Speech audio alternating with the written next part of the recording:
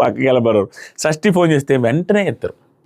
ఎత్తగానే షష్ఠి గారు వెరీ ఎమోషనల్గా, అంటే నాకు అది ఫేక్ కాల, ముందే ప్లాన్ చేసిన కాల అని ఎక్కడ అనిపించింది అంటే, అది అవునా కాదు కూడా చెప్తా. నాకు అనిపించింది, ఫస్ట్ అనిపించింది ఎక్కడ అనిపించింది అంటే, వాట్సాప్ అనేసి నార్మల్గా రియాక్ట్ అయ్యారు ఆయన. అయ్యో ఎప్పటి నుంచో కాల్ చేయని పర్సన్ చేశారు, ఏంటి నువ్వు నాకు చేసావు అన్నట్టుగా అట్లా మాట్లాడలేదు, అసలు మాట్లాడాల.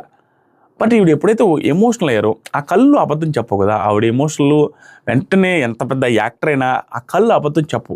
చాలా రోజుల నుంచి మాట్లాడిన వ్యక్తితో మాట్లాడాను, అనవసరంగా మాట్లాడానేమో అన్న ఒక యాంగిల్, సరేలే అతని వల్ల బిగ్ బాస్ కలిసి వచ్చిందని ఒక యాంగిల్, 2 రకాల యాంగిల్. అంటే తెలియకుండా ఆ ప్రేమ అనేది ఉంటుంది కదా, లవ్ చేసిన వ్యక్తి మీద ఎంత ఎదవైనా, ఎంత నెగిటివ్లో ఉన్నప్పటికీ కొంత మాట్లాడినప్పుడు, వాయిస్ విన్నప్పుడు ఆ గూస్ బంప్స్ ఇది వస్తుంది. అవన్నీ కలగలిపి ఆవిడకి కళ్ళలో నుంచి నీళ్ళు వచ్చాయని అర్థమైంది. అక్కడ అర్థమైపోయింది ఆవిడ ఫేక్ కాల్ కాదేమో, ముందే ప్లాన్ చేసిన కాల్ కాదేమో అని అనిపించింది. బట్ ఇనిషియల్గా మాత్రం వాట్సాప్ అనేసి హ్యాపీగా మాట్లాడినప్పుడు, ఆయన కూడా మాట్లాడినప్పుడు ఇదేదో తేడా కొడుతుంది అన్నట్టుగా అనిపించింది. బట్ తర్వాత ఆవిడ చాలా ఎమోషనల్ అయిపోయారు, జెన్యూన్గానే చెప్పేసినట్టుగా అనిపించింది. వాళ్ళందరూ కూడా షాక్ అయిపోతున్నారు, ఏంట్రా ఇట్లా చెప్పేస్తుందని.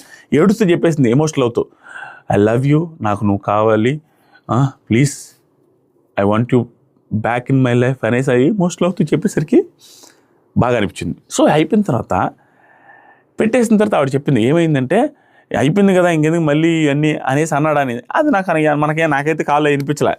చిన్నగా వినిపించిందో, లేకపోతే వాయిస్ క్లారిటీ లేకపోవడం వల్ల ఆ బిట్ పెట్టకపోవడం, మళ్ళీ ఈవిడ చేత చెప్పించింది మనకు టెలికాస్ట్ చేశారో లేదు తెలియదు. అతను హట్ అయ్యాడంట, ఏంటి ఇంకెందుకు ఇప్పుడు అంత దాన్ని. సో దాన్ని బట్టి చూస్తే ఇది ప్రీ ప్లానెడ్గా లేదు. కానీ ప్రీ ప్లానెడ్గా, ముందే ప్లానెడ్గా అంటే ఏముండొచ్చు అంటే, చెప్పాగా 100% కాల్ చేయమని అడుగుతారు, ఏం మాట్లాడొచ్చు, ఏంటి, కాల్ చేయొచ్చా లేదనేది ముందే బ్రెయిన్లో ఫిక్స్ అయి ఉంటారు అందరూ అనేసి నా ఉద్దేశం తప్పించి, ఫస్ట్ అయితే ఏదో ప్లాన్ లాగా ఉందయ్యా, హ్యాపీగా రియాక్ట్ అవుతున్నాడు అతను.